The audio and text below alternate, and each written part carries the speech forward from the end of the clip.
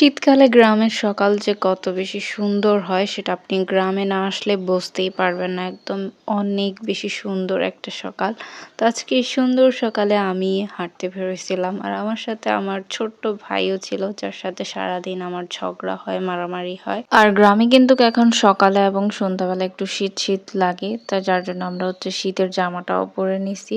আর গ্রামের শীতের সকালেও কিন্তু মানুষ শুয়ে থাকে না, মানুষ উঠে যায়। এই যে আমার একজন বাড়ির কাকা উনি এখানে জাল ফেলছিল মাছের জন্য।